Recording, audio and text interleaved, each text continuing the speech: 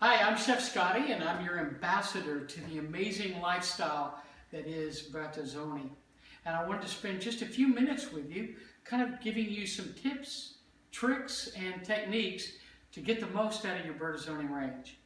One of the things I want to start with is your stovetop. One of the things I love the most about it is no seam. Don't be afraid to let a pot boil over. Don't feel like you have to stop, clean up, and keep going. This holds up to about 7 quarts, and it will continue to work. All the burners are sealed, so you're not going to have to worry about that. On the grates, they fit in any orientation, and I love that about it. On the 5 burner, you'll see that there is a 5 burner middle grate that is done like this, but it fits in any orientation. Very simple to do. One of the things that we get a lot of comment about is lighting the Bertazzoni. I need you to think like an Italian and sing to your stove. All right? So to light the Bertazzoni, I'm going to push in and turn to about 9 o'clock, or the big flame, and I'm going to hold it in for happy birthday to you, or O sole mio. Sing to your stove. And in the time that it takes to say one verse, the thermocoupler, the mechanical thermocoupler is going to be warm enough to know that there's flame there, and it will keep the gas going. If you just turn it on, and the minute the flame comes on, you let go of it, it'll go out. But it's just a safety feature, and it makes it so much easier for you to feel comfortable with people coming through your kitchen and not worrying about something being turned on inadvertently. There's a couple of things here real quick I wanted to show you. These come with every Bertazzoni range. This is the simmer plate, and it fits on any one of the burners. The Bertazzoni is very unique in that the grates are milled very close to the burner, closer than any other gas burner like that, giving you 81% efficiency and getting that heat into the burner. Sometimes that's too much, so I put my simmer plate on. Or if I'm doing a smaller pot, and I just want that little gentle heat, I can put this on it and buffer the heat a little bit. This again fits on any one of the burners. This is a wok plate. Normally you're going to want to use that on your big burner, the dual ring burner right here. And it just fits on like this. But you can actually use it on any of the burners, and a lot of times I'll take a salt block and put it on here.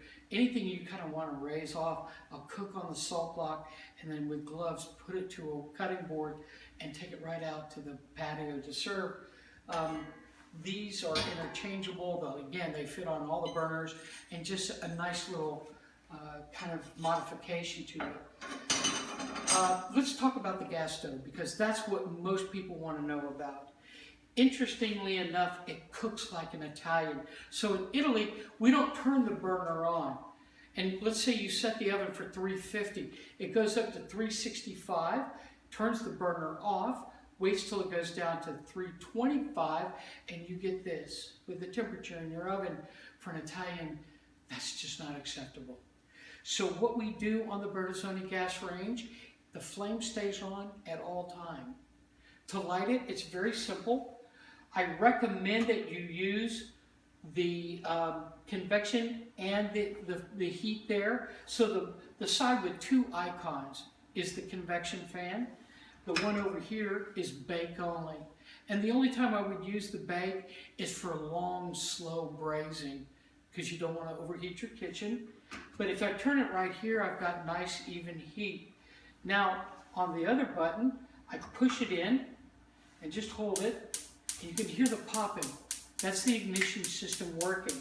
Now I start, and I just simply turn it to the temperature I want, and you can hear that little puff as the flame starts. If for any reason it doesn't stop clicking, or you don't hear that puff, you can open the door and take a look, and in the portals in here you can actually see the flame. And if you're concerned about it, just turn everything off and try it again.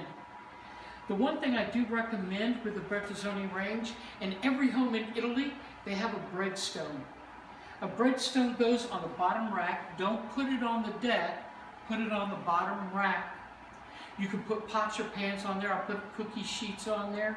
But that breadstone kind of softens this incredible heat coming up from your oven and preventing darkening, kind of like a scorching on the bottom of the bottom pan as opposed to the top pan.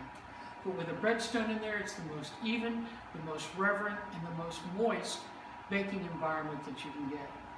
You can adjust the grates and the grates on there very easily. If you have a self-clean, you don't want to leave anything shiny in it. But this is as simple and as easy as it gets.